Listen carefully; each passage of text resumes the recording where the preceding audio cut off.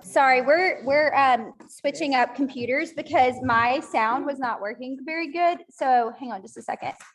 How do I turn up the sound on this? I don't have all these fancy buttons on them. Make us look It's all the way up. Oh, you can turn off the camera on this one. make us look better. Okay. Okay. I'm so sorry about that.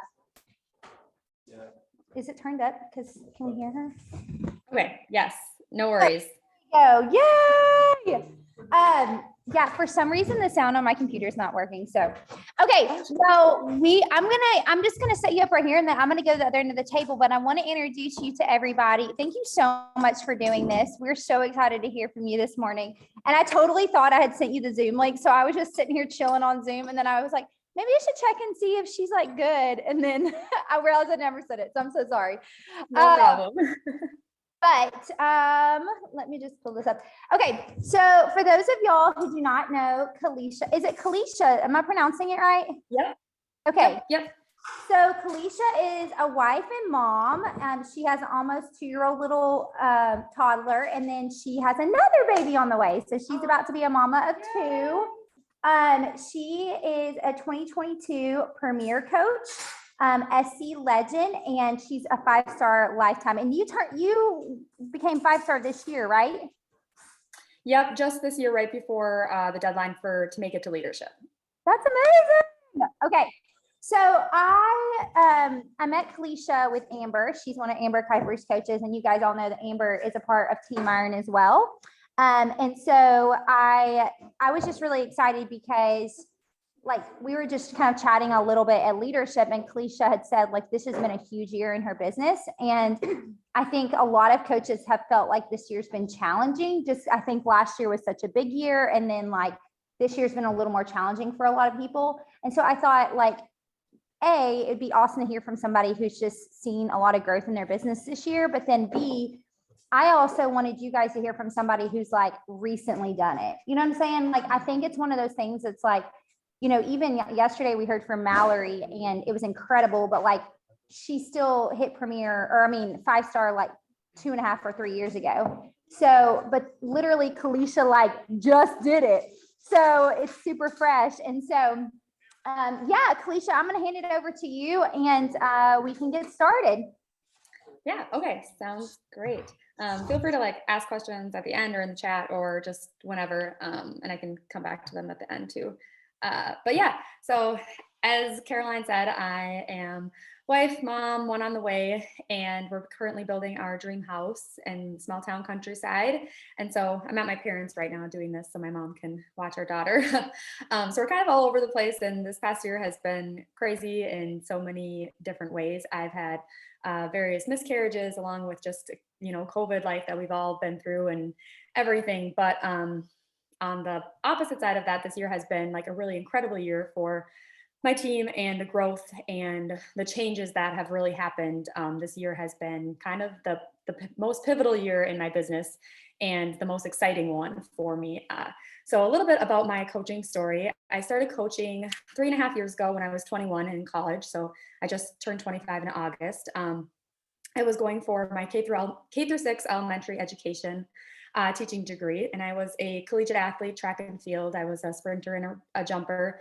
And it was all I had known since the 7th grade in high school and middle school through college. And I needed hip surgery on both of my hips and both of my knees. So I had both of them done by the time I was 21. I had torn some labrums and different things in those parts of my body. And so I was like, okay, I think it's time to end my track and field career here while I still have functioning legs and hips and things like that before things get worse. And so that was kind of the point where I was like, okay, I need a different way to work out and to exercise and to do recreational activities that, since I had ended all I had known. And I was going to the fitness center, things like that, just the treadmill, running, biking. And a lot of that was post-surgery too. I couldn't do a lot more than biking. And so after that, I just kind of had stuck with that because I wasn't lifting heavy in the weight room and all those things. And so anyways, my coach, Jenna, we were from the same hometown, and she had reached out to me about not really the coaching side, but just the challenge groups and everything for about a year, honestly, to the day, probably from when she asked to when I said yes was like a complete year. And truthfully, looking back, I was like, no, I'm okay. I'm good. Like, it's just for older moms. It's just for older women. Like, I know what I'm doing. And I mean, looking back, I'm like, wow, I was pretty arrogant, thinking like these workouts couldn't do anything for me. They couldn't be that good and couldn't get that good of a results from home. And plus, like, make an income. Like, could I? It just sounds too good to be true. And so had those surgeries and finally had said yes and met Jenna at a coffee shop. I was one of those people that was like, can we meet in person? Cause like, I don't know if I believe all this yet. So I made her meet me in person and signed up that day as a challenger and a coach. I wanted like the best of both worlds because I knew there was an income potential to this, which I feel like a lot of people don't know that coming into it, but I had just seen it from other coaches I had followed and knew that that was there, plus the side of helping challengers and finding my way in my own health and fitness routine. And so to sum it all up, that's where I started. And 3.5 years ago, that was kind of the beginning for me. And what was a really big change for me, my first like change aside from this year that I'll get into was going to Summit. So I got to attend a Summit in Indianapolis. That was the one Summit I had attended and the only one since everything has been closed.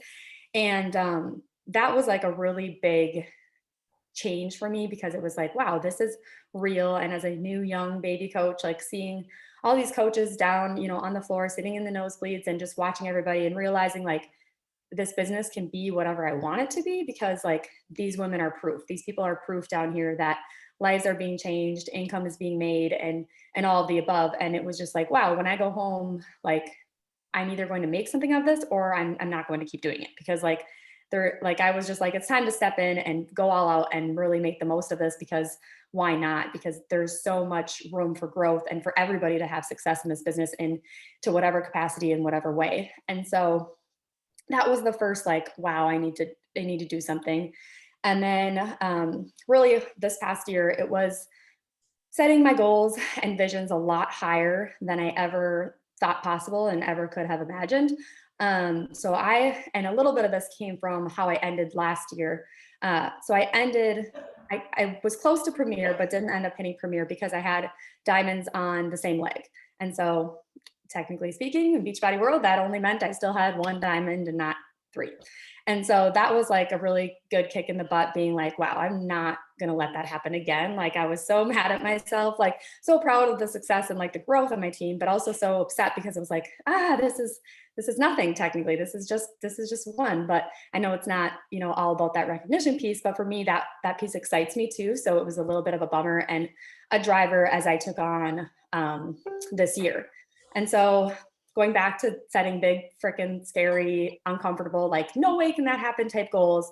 It was my number one thing was mentally and getting out of my head and being like, I'm going to set these goals and I'm going to go for it. And so I am a big visual person. So I have whiteboards and I write down quarter 1, 2, 3, 4. And I'm like, okay, what are my dates? Like, when do I need to enter quals? When do I get paid this bonus if I hit, 1, 2, 3, 4, whatever it might be. And then I'm writing down my downline. I'm like, who do I have that is anybody who's working, said they wanted to work, or I think could work, that is a discount coach or a, sideline coach on my team. And so I'm writing all these people down and I'm like, okay, well, here in quarter 1, we had 2-star. And then right as we entered quarter 2, that's when we went from 2-star to 5-star within like a week. And it was just like, boom, boom, right there. And it wasn't like, it happened faster than I realized, but like all that background work was so important to where it got me to go from 2 to 5 really quickly. And it was like, okay, the reason I feel like I was able to set myself up for 5 is because I was focused beyond that. So I wrote down for Q2, I was like, there's 10 names here of 10 girls. I'm going to go for 10-star. I was like, this sounds crazy. And this is like, one of those big crazy goals, but I was like, I'm going to do it. Like, I'm like, there's 10 people here. And my husband's really invested in the business too and helping and everything. And he's like my back end office guy. And he was like, yeah, do it. Like, there's 10 names. Like, if not now, when? And that was my mentality, was like, I see the girls here. I can talk with these girls and let's just see what can happen. And I think that was really important for me because had I not like went beyond that 5, I probably wouldn't have landed at 5-star and hit that goal when I wanted to. And it's because I focus on developing more than 5 leaders that I was able to hit 5 because we went into 6-star qualification actually. So sorry, my computer's gonna die, so I need to plug it in. So we were at 5-star, we entered 5-star quals, and then I had another diamond, a newer diamond come on, and so we went into 6-star qualification. Well, I had one diamond go inactive, and she was going to get it back that next time, but she wasn't sure. And then I had another diamond who was like the last week we were in qualifications, and she was like, I'm just not there. I tried all the things, and I was like, you have 1 week left of this, and she was like, no, I don't think I can do it, and so forth. And so I knew she wasn't coming back, but thankfully, because I had focused beyond 5, I had this other diamond come in, and she entered qualifications with us and saved us. And we still were able to end 5 because we had that last week and we had 5 people. And so I was so nervous during this like qualification and during this end of it, because I thought, here we are so close, and all of a sudden it's just going to come crashing down. But because I had confidence in more than 5 women, it gave a chance for another leader to come in. And when she hit that diamond, she was right there and she was able to help us as a team. And so that's why I just say it's so important to focus beyond what you want, because had I not, and had I just focused on those 5 girls, I would have never thought someone can come up next. I would have never thought I would have been able to do it without just that 5 that I had built. Like they say, those first 5 that get you this 5-star or 2-star or diamond or whatever it is aren't the people who help you get to that next stage always. And that was so true for me, because it's like, here I hit 6 and 5 and then lost that diamond, and that one diamond is not around right now anymore. She's like taking a break and whatever it is, but it's like, it doesn't always have to be the same people, but that's why it's so important to think next, like, who's that next person that I can help? Who's that next leader that I can believe in and help bring forward to help me hit these goals as a team? And so after that, that leads me to kind of to that the process is never going to be perfect, and realizing that there's no such thing as a perfect process. As I said above with that little story, that just really opened my eyes to, okay, this is not perfect. There's no perfect plan.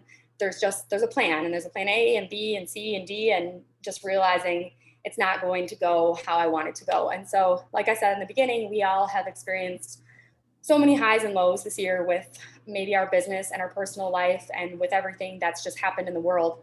And so I've experienced a lot of great loss and different things as well. And so that was really hard for me this year. And it was like really pivotal to transition energy and pain into growth with my team and to myself and my mindset, and being able to like shift energy elsewhere where that brought me joy and that brought me passion.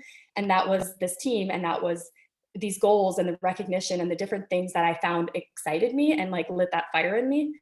And I think once you can pinpoint that too, like what gets you excited, what makes you want to get up and work, what makes you want to push for this goal as a team, what makes you want to help your leaders grow, like what is the root behind it, it's a lot easier to push for it and to stay the course, even when the process is never perfect, because it's going to be hard to show up some days. It's going to be hard to want to work out. It's hard to want to invite all the days and do all the things. But I think just what's so important is showing up exactly where you are in whatever capacity that might be for you and what you're willing to share, because we don't have to show up as if we have it all together. We just have to show up and exactly where we are. And I think the more power to that, when we show up where we are, we show others that they can show up where they are and that they don't have to have it all together. And then we encourage others to show up as themselves and to feel confident in who they are and whatever season that they're in life. And I think that is worth showing up for. And that has kept me going through this year of whatever has, been able to bring me down for a moment and then go forward.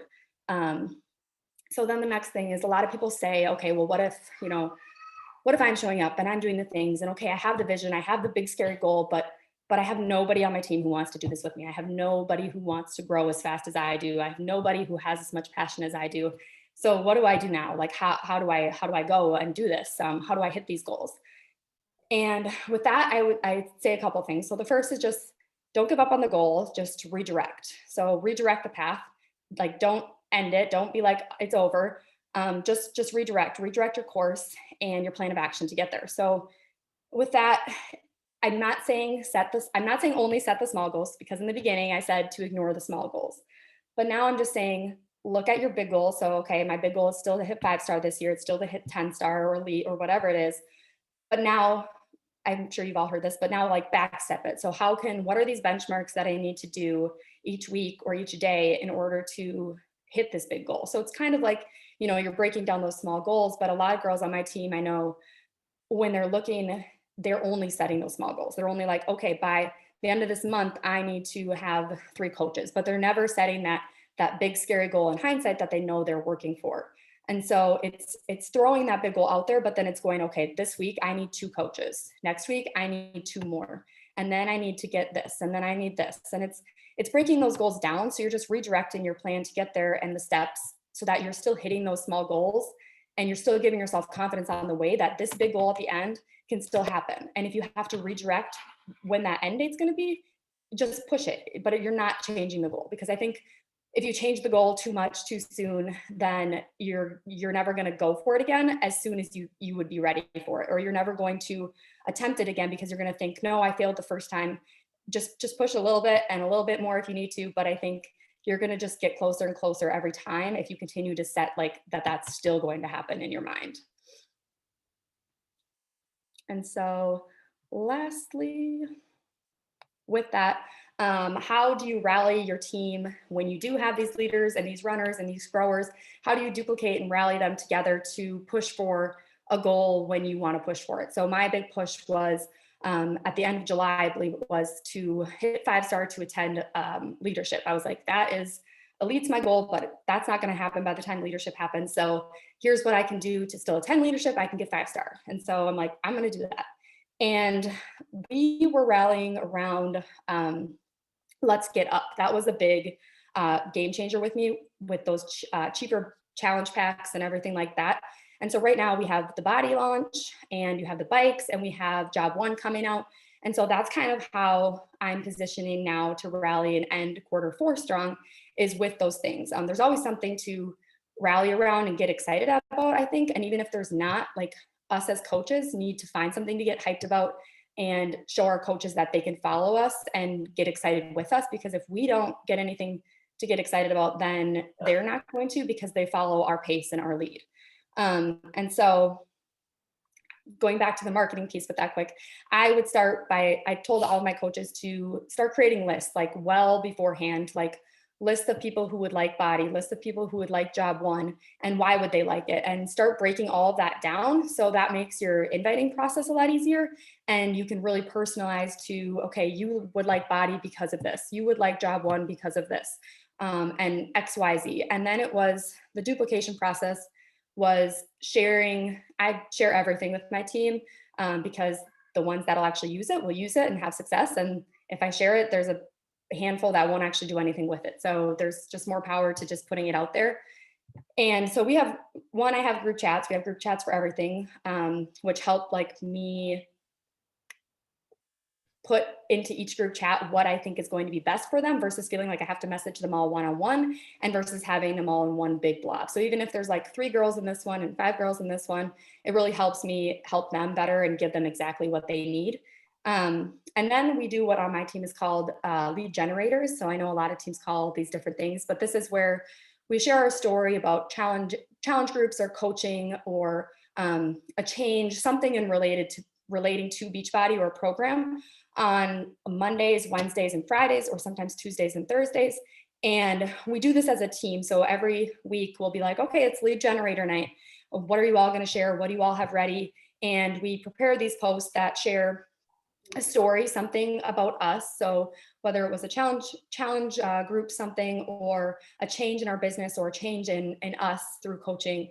And then in the end, it's usually, that's like our lead gen, where we share like the invite or the call to action, where we are inviting someone to join that boot camp we're talking about, or we're inviting them to join body or coaching or a sneak peek or anything, like lots of different ideas. And that lead generated part is a part that is usually written by myself, or so I'm on Amber's team, and we have like a chat thread of like 8 of us leaders, and we take turns creating that, and we give that to our coaches. So we give them that end piece and we tell them to copy that, because that's usually the hard part that new coaches struggle with, is how do I like invite others to join in this post without sounding like really boring or lame or, salesy or whatever it might be. So we provide that for them. But then we also want them to take ownership, and we want them to come up with a post that's from their heart and that shows who they are. So we make them write that top half to get to see who they are and to share what they have to say versus copying ours and just tweaking it. So we only provide that bottom piece so they have that guidance, but they know how to structure and we'll give them like a template kind of like was shared at leadership. I know someone shared some really nice scripts. So kind of similar to that.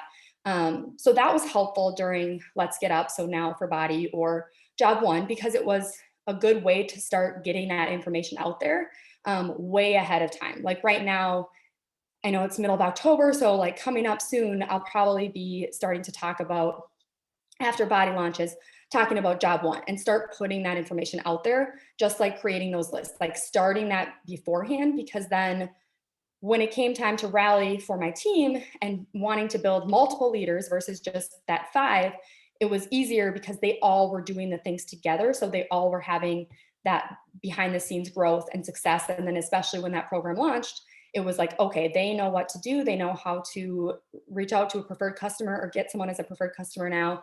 They know what their diamond downline is going to look like, where they need to fill the spots and what to do. And so that goes back now to when I was like, okay, here's the date that I need to hit it by. I need to hit it by, July, whatever. And I verbalized that to my team. I let them know, like, this is what I'm pushing for as a team. This is the goal I have and the vision I have. Like, are you going to come along with me? Are you ready? Do you feel prepared? Hopefully you do, because hopefully I've been setting you up to feel good about the direction you're headed with this in your business.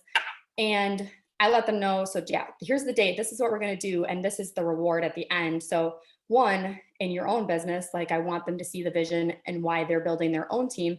But 2, it was also like, okay, but we have this shopping trip and this hotel trip. Like that's what I did for the 5-star. And it was like something small, but it was also big enough that they were like, okay, I could push for diamond later, or I could do this later and have success and, in a week or 2, but I'm going to do this now, because if I do it now, I get this reward on top of it that would be a blast and a team thing. And I know that eventually I want to do it. So now I'll just do it now, and I'll push with this team and have this team effort. And so that's what kind of got them to be like, yeah, let's do it now. We're all ready. We're all together. Let's go. And so that was really important piece in just like expressing where I was at and where I wanted them to be, because I tell my coaches this a lot. Like, if you want challengers, you want coaches, like you have to be talking about whatever it is you want. And if you're not, I tell them, like, you can't be upset when things aren't happening, because if things aren't happening the way you want, but you're not sharing, you're not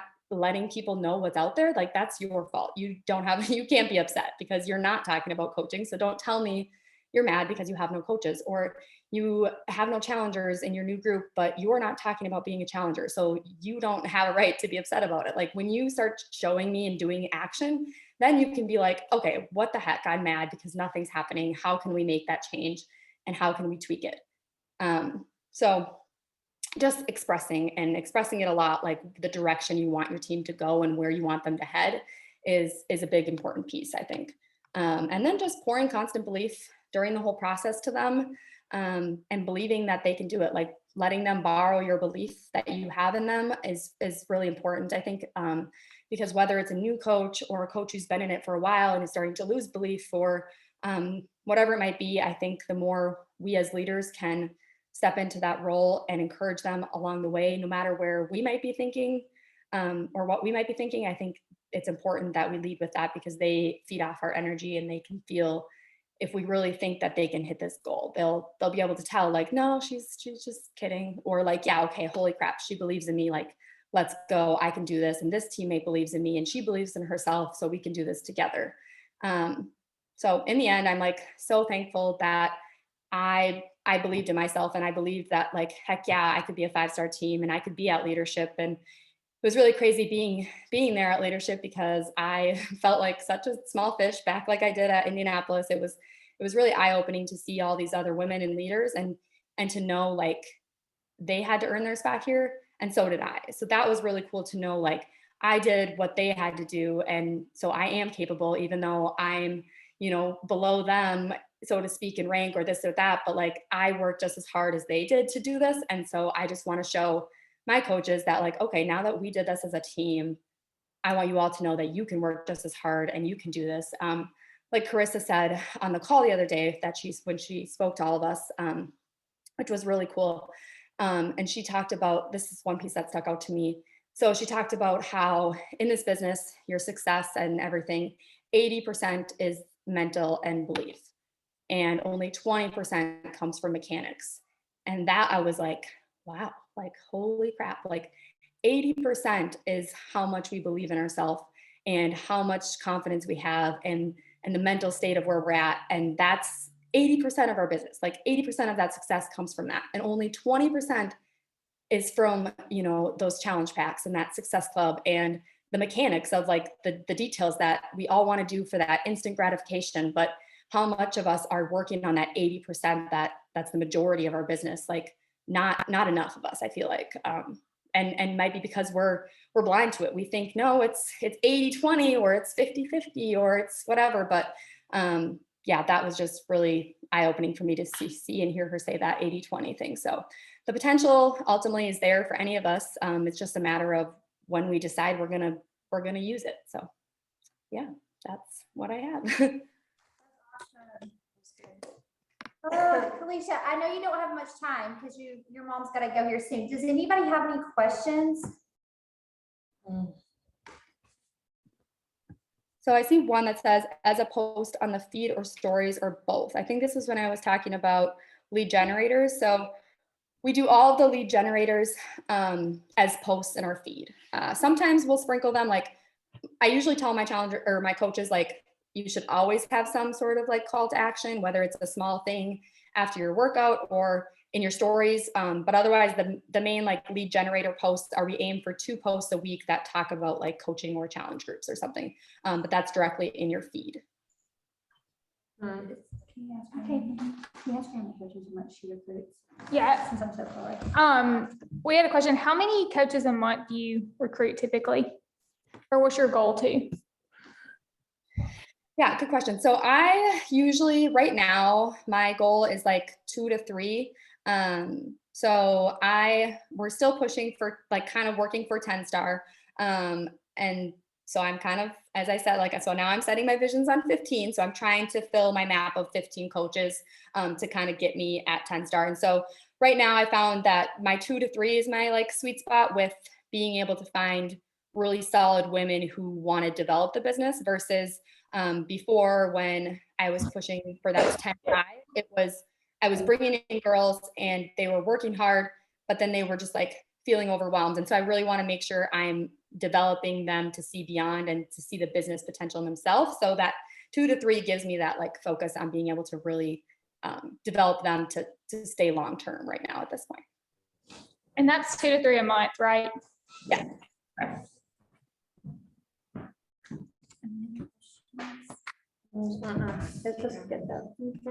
was really good. And I should say, I guess with that, I'm bringing like preferred customers in. Like I do everybody as preferred customer or coach or discount coach. And that's what I talked to my team about doing too. So it's more so like 2 to 3 builders a month is like a focus. Any other questions? Just out of curiosity, me being, Kirby, go. Sorry. You can go. Oh, I was just curious, like, how many coaches do you have in your entire downline as far as like personally sponsored? Just curious what your ratio was to like how many of those popped out. Yeah. Gosh, I don't even know the exact number. I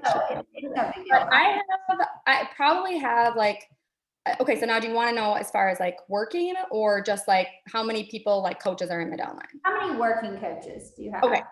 Right now I'm at about 13 workers, including my husband and my second CBC, but neither of my second CBC or my husband are at Diamond yet. And so that's a big, that's low hanging. What was that? Sorry. I said, that's your low hanging fruit. Yeah. Yeah. So that's kind of my like 2 sitting there waiting to be like, okay, I can make 10 happen with, you know, with my husband and my second CBC, or 15. And that was when we were going for that 10 star. and I had 6, and then I thought, okay, second CPC 7, husband 8, they're both very close. So I just need 2 more to 10, but then things had changed. And so I never got them to go. They're all, my husband and my second CPC are both with like 4 of my other diamonds. So there was no reason to push them yet. But now we're going to change things up this quarter. So yeah. That's amazing though, that you popped 5 diamonds that were not to controlled accounts. Like that's amazing. Yeah. Thank you. You're really good at developing leaders, clearly. Thank you. Yeah. Duplication and helping my coaches has been a weird, like strong spot that I've discovered this year. So now it's kind of like shifting angles to lock and elite. So now I'm shifting gears back to like, okay, where do I need Success Club and points and different things like that, which I forgot to mention, but I was just going to say how like, it's okay not to focus on all the things during a season, because I realized when you're focusing on like hitting all the benchmarks and checking all the boxes a month, like you're not going to have the level of growth that you might want. So when I was pushing for 5 and 10, I wasn't focused on high Success Club. I was focused on getting what I needed and then giving all the extra time to my leaders. And it was like, that took a lot more time than I ever expected. So now it's like, okay, I'm making sure my leaders are good, but now I'm giving back into my business because I need to hit these points and I need to lock an elite. So it's like, it was being okay to like, with not having to do all the things all the time and just putting focus and attention where you feel it needs to be in your business. And then realizing when you grow that piece, okay, now you can focus on the next piece and so forth. Yeah. I'm curious, after you kind of get your new coaches onboarded, how do you develop them from there? I feel like I have a strength of like recruiting coaches and then getting them onboarded, and then I need to grow in developing them from there. Like, what's your strategy? Do you do like a weekly call with them, or how do you like continue to pour into them to make sure that they're having success? Yeah, great question. That's where like my group chats has been the best for me, because I have one with like my older leaders and who are 2-star and one like going. So I know they're good in their businesses, but I still touch base with them constantly. But then I have a couple different chats, or a few, with my newer coaches. So I have those who hit Emerald. I have those who might not even be at Emerald yet, but like I really try to gauge the pace and their like mental attitude towards the business and towards like where they think they can, how much time they think they can put into the business and attention. Because I found that if I had like all my new coaches in one, all my Emeralds in one even, and like really lumped them by that, I wasn't getting the results I wanted, because I would have an Emerald who wasn't really doing much, but she got Emerald, or I would have a new coach who has so much fire and passion and excitement and can learn from these other leaders. So it was just kind of like changing the mold and dissecting like what, like kind of taking extra time to read where they're at and figure out their goals too in the business. And then from there, it was, I pretty much kind of do like a mentorship through group chat where I'm like, okay, this is what you need to have up today. This is what you need to have up by the end of the week. Like, how are we doing with this X, Y, Z? And just like checking in and doing all those touch points of, okay, now, you know, I would love to see your one post up for this week, or I would love to see this, and making sure they're kind of taking those constant steps weekly, because I know daily is a little bit, can be crazy for new coaches, but if not daily, like for sure weekly, just to make sure they're taking that action that's going to grow their business. So making sure they're doing a few invites that are scary, making sure they're getting up one lead generator so people are knowing they're out there and letting them like tiptoe the way. And then I also have my new coaches join in my challenge groups and lead my challenge groups. So my rule of thumb is like, you can be in my challenge groups as a new coach for like 3 months, give or take, because my hope is that I've helped you enough at the end of 3 months that if you hit Success Club each month, you have 3, 6, 9, you have like 10 people that you can build a challenge group with.